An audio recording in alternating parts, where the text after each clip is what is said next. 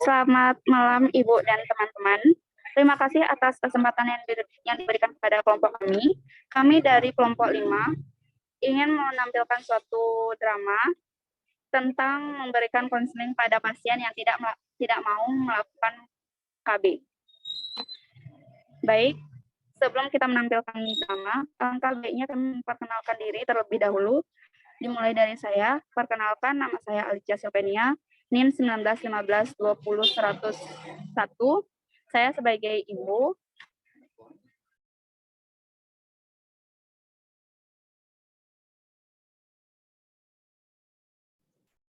Perkenalkan, saya Nikada Emily Puspita, NIM 1915201005.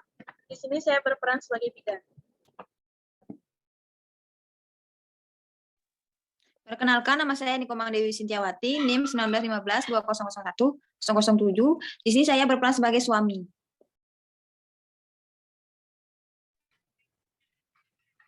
Baik, untuk mempersingkat waktu, langsung saja kami menampilkan dramanya. Selamat menyaksikan. Pada suatu hari, ada sepasang suami istri datang ke PMB yang bernama Nyonya Selfie dan Tuan Bagus. Nyonya Selfie berumur 35 tahun dan sudah memiliki 3 orang anak. Sebelumnya, ia tidak mau pergi ke PMB dengan tujuan melakukan program KB yang disarankan oleh suaminya. Karena ia sempat mendengar katanya kalau melakukan KB itu tetap saja bisa kebobolan.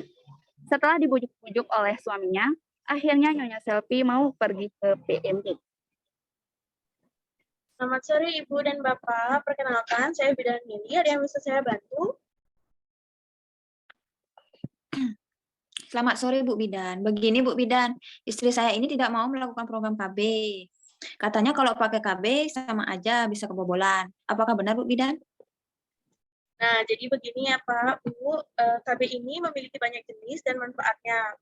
Nah, manfaatnya ini juga beda-beda. Terus di setiap jenis KB ini ada kelebihan dan kekurangannya, Ibu, Pak, seperti itu.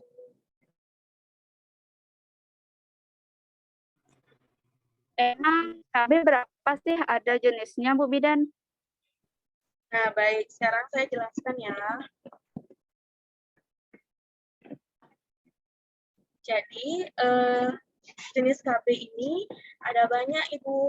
Ada pil KB, ada kondom pria, ada suntik KB, ada implan, IUD, kondom wanita, ada spermisida namanya, ada diafragma, ada cervical cap, ada polio ortho evra, ada cincin vagina, dan KB permanen.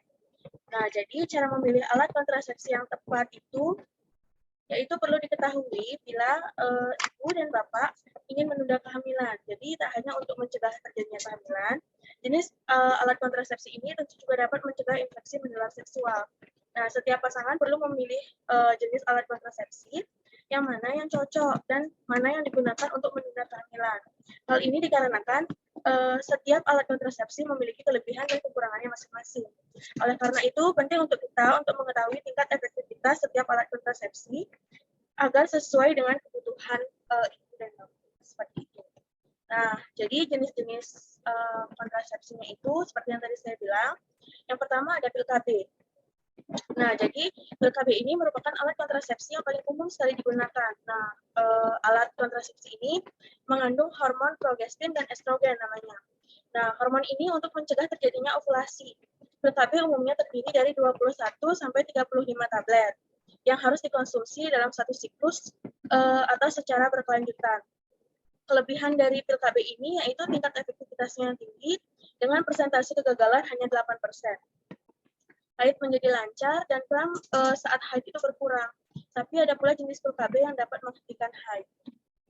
Nah, jadi kekurangannya tidak dapat mencegah penyakit menular seksual, dapat menimbulkan efek samping seperti naiknya tekanan darah, pembekuan darah, keluarnya bercak darah, dan payudara mengeras. Nah, ini juga tidak cocok untuk wanita dengan kondisi medis tertentu seperti penyakit jantung, gangguan hati, kanker payudara, kanker rahim, migrain, serta tekanan darah tinggi. Nah, ini bisa dilihat ya Ibu, Pak. Ini ada gambar pil KB-nya sendiri. Nah, setelah itu ada kondom pria. Nah, jadi kondom pria ini juga umum sekali digunakan untuk mencegah kehamilan. Kondom ini biasanya terbuat dari bahan lateks dan bekerja dengan cara menghalangi sperma masuk ke vagina dan mencapai sel telur. Nah, kelebihannya ini selain harganya terjangkau, praktis, dan mudah digunakan, kondom pria ini juga dapat mencegah dari penyakit menular seksual. Mudah diperoleh di toko maupun di apotek. Nah, kekurangannya, tingkat kegagalan mencapai 15%. Terutama jika penggunaan kondom ini kurang tepat, hanya bisa digunakan sekali dan harus diganti setelah ejakulasi. Bisa dilihat juga ya Ibu dan Bapak, ini ada gambar kondomnya, jadi bisa dilihat. Nah, setelah itu ada suntik KB. Jadi suntik KB ini merupakan alat kontrasepsi yang mengandung hormon progestin dan mampu menghentikan terjadinya ovulasi. Jadi berdasarkan periode penggunaannya ya. Jadi suntik KB ini ada 2 jenis, Pak. Jadi ada KB suntik 1 bulan dan ada KB suntik 3 bulan. Kelebihannya itu yaitu lebih efektif dan praktis dari pil KB. Tingkat kegagalan dari suntik KB 1 bulan ini bisa kurang dari 1% jika digunakan dengan benar. Nah, adapun kekurangannya, ini kekurangannya tuh harganya yang relatif mahal, perlu kunjungan secara rutin ke dokter ataupun ke bidan setiap bulannya. Tidak memberikan perlindungan terhadap penyakit menular seksual, dapat menyebabkan efek samping seperti keluarnya bercak darah, siklus menstruasi menjadi tidak teratur. Tidak dianjurkan juga untuk digunakan pada wanita yang memiliki riwayat penyakit migran, diabetes, sirosis hati, stroke, dan serangan jantung. Nah, selanjutnya ini ada alat kontrasepsi implan atau susu ya. Nah, alat kontrasepsi ini merupakan alat kontrasepsi yang berukuran kecil dan berbentuk seperti batang korek api. Jadi bentuknya tuh kecil seperti korek api. Ibu Bapak pasti tahu kan korek api itu. Nah, jadi ukurannya itu segitu kira-kira. Jadi implan ini bekerja dengan cara mengeluarkan hormon progestin secara perlahan yang berfungsi mencegah kehamilan selama 3 tahun. Alat kontrasepsi ini digunakan dengan cara dimasukkan ke bagian bawah kulit, biasanya di lengan bagian atas. Seperti itu. Nah, kelebihannya, implan ini sangat efektif dengan tingkat kegagalan kurang dari 1%. Tahan lama hingga 3 tahun. Nah, kekurangannya, biayanya relatif mahal ya. Siklus menstruasi menjadi tidak teratur, resiko memar dan bengkak pada kulit di awal pemasangan, tidak memberikan perlindungan terhadap penyakit menular seksual. Nah, jadi Ibu dan Bapak bisa lihat seperti itu gambarnya, gambar implannya ya. Jadi ukurannya itu sangat kecil, seperti batang korek api. Nah, selanjutnya ini ada IUD atau intrauterine device. Nah, jadi ini adalah alat kontrasepsi berbahan plastik yang berbentuk menyerupai huruf T yang diletakkan di dalam rahim. Nah, IUD ini dapat mencegah kehamilan dengan cara menghalus sperma agar tidak membuahi sel telur. Nah, jadi di sini ada 2 jenis IUD yang umum sekali digunakan, yaitu IUD yang terbuat dari tembaga dan dapat bertahan hingga 10 tahun. Ada juga IUD yang mengandung hormon yang perlu diganti setiap 5 tahun sekali. Jadi kelebihannya itu tidak memerlukan perawatan yang rumit, tahan lama. Nah, setelah itu ada kekurangannya. Jadi kekurangan dari IUD ini, terutama dari IUD yang terbuat dari tembaga ya, jadi dapat menyebabkan haid tidak lancar, resiko bergeser, dan keluar dari tempatnya. Nah, resiko efek samping seperti munculnya bercak darah pada 3-6 bulan pertama pemakaian. Dan juga ini biayanya yang mahal. Jadi gambarnya seperti ini ya Ibu, jadi benar-benar seperti huruf T. Gambar kontrasepsi IUD. Selanjutnya ada kondom wanita. Nah, sepertinya kan kita jarang ya dengar yang namanya kondom wanita. Kita tahunya hanya kondom pria. Nah, jadi kondom wanita ini berbentuk plastik yang berfungsi untuk menyelubungi vagina. Nah, terdapat cincin plastik di ujung kondom sehingga posisinya mudah disesuaikan. Nah, kondom wanita ini tidak dapat digunakan bersamaan dengan kondom pria. Jadi kelebihannya, memberikan perlindungan dari penyakit menular seksual, menjaga suhu tubuh lebih baik daripada kondom pria. Kekurangannya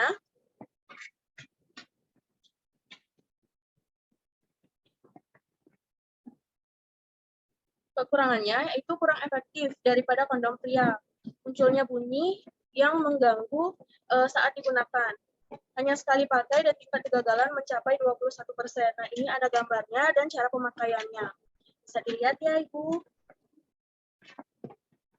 Nah, selanjutnya juga ada spermisida. Jadi, spermisida ini adalah produk kontrasepsi yang digunakan di dalam vagina sebelum berhubungan seksual. Nah, produk ini berbentuk seperti jelly. Teksturnya itu seperti jelly ya. seperti jeli, seperti krim, membran, ataupun busa yang mengandung bahan kimia untuk membunuh sperma. Jadi kelebihannya itu adalah harganya yang terjangkau dan mudah untuk digunakan. Nah, kekurangan dari spermisida ini adalah beberapa jenis spermisida perlu diaplikasikan 30 menit sebelum berhubungan seksual. Nah, risiko terjadinya iritasi pada organ intim ini bila terlalu sering digunakan. Penggunaannya perlu disertai dengan alat kontrasepsi lainnya. Misalnya kondom, misalnya seperti kondom ya. Jadi tingkat kegagalannya itu mencapai 29%. Selanjutnya ada alat kontrasepsi yang namanya diafragma. Nah, diafragma ini merupakan alat kontrasepsi yang terbuat dari karet berbentuk kubah, dan alat kontrasepsi ini ditempatkan di mulut rahim sebelum berhubungan seksual dan umumnya digunakan bersama dengan spermisida. Nah, kelebihan dari diafragma ini adalah harganya yang terjangkau. Bisa dilihat ya Ibu Bapak gambar dari diafragmanya itu. Nah, jadi kekurangannya tidak memberikan perlindungan terhadap penyakit menular seksual. Tingkat kegagalan mencapai 16%, terutama jika tidak dikenakan dengan tepat. Nah, pemasangan harus dilakukan dokter dan harus dilepas saat haid. Ada juga alat kontrasepsi namanya cervical cap. Nah, cervical cap ini berbentuk seperti diafragma, sama seperti tadi, cuma dia agak lonjong di bagian atasnya. Ini memiliki ukuran yang lebih kecil daripada diafragma itu. Jadi alat kontrasepsi ini umumnya digunakan bersama dengan spermisida dan berfungsi untuk menutup jalan sperma masuk ke rahim. Nah, kelebihan dari cervical cap ini adalah harganya yang terjangkau, bisa digunakan hingga 2 kali. Nah, jadi kekurangannya itu adalah tingkat kegagalan mencapai 30% pada wanita yang sudah memiliki anak. 15% bagi wanita yang belum memiliki anak. Nah, jadi pemasangan ini perlu dilakukan oleh dokter dan harus dilepas saat haid. Tidak memberikan perlindungan terhadap penyakit menular seksual.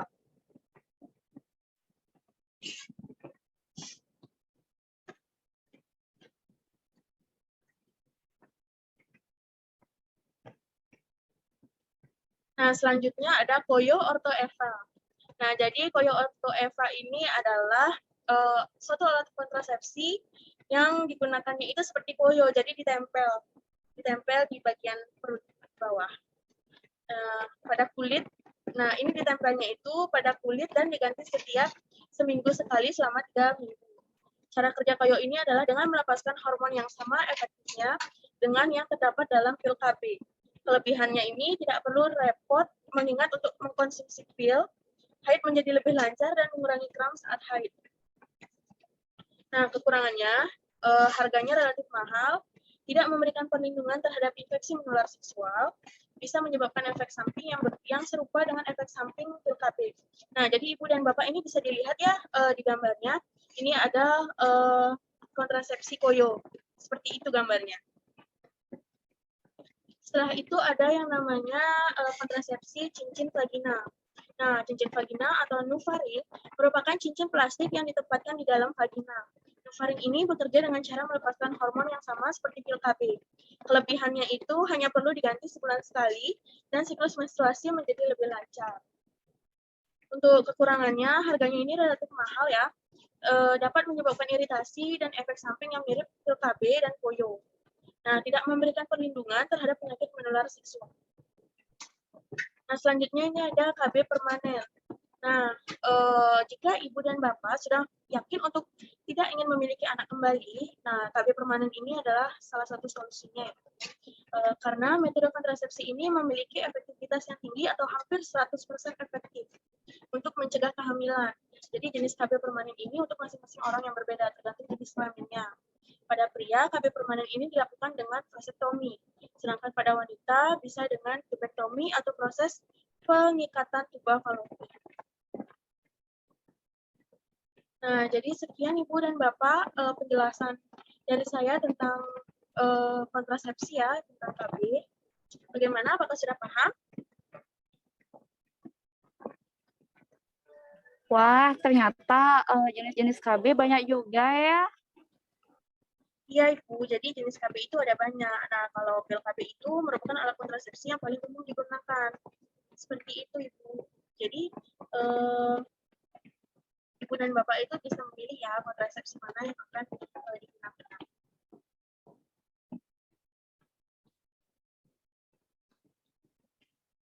Jadi bagaimana Ibu mau pakai KB yang mana? Saya masih ragu, Bu Bidan. Mau pakai KB yang mana? Nah, apakah Ibu ada niatan untuk memilih KB? Apa kalau boleh saya tahu? Kok ragu? Kan bagus ya Bu jadinya kalau mau ber-KB itu.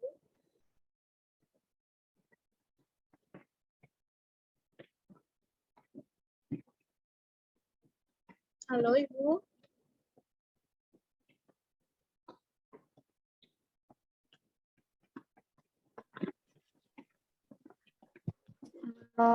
Saya pinginnya suntik KB, Bu. Tapi yang Ibu jelaskan itu kan ada jangka waktu 3 bulan sama jangka waktu 1 bulan nih. Tapi saya kan orangnya sering lupa nih, Bu. Walaupun saya diingatkan oleh suami saya, tapi tetap saja saya lupa, Bu Bidan. Jadi saya masih ragu sama KB suntik. Jadi terus yang lagi pilihan yang kedua nih ya, Bu Bidan. Pinginnya sih saya pingin milih KB permanen nih Bu Bidan. Apakah cocok ya Bu Bidan buat saya? Baik Ibu, jadi menurut saya nih ya Bu, karena Ibu kan sudah berumur 35 tahun ya, jadi kalau kebobolan itu yang sangat mengkhawatirkan, sangat beresiko untuk bayinya, untuk ibunya juga. Nah, persalinannya itu juga bisa saja dilakukan dengan cara sesar, dan bayinya pun itu dilahirkan secara prematur, seperti itu. Sayang, kita kan udah punya 3 anak. Itu udah cukup untuk keluarga kita. Kamu lakukan saja program KB-nya ya. Dengar kata Bu Bidannya ya.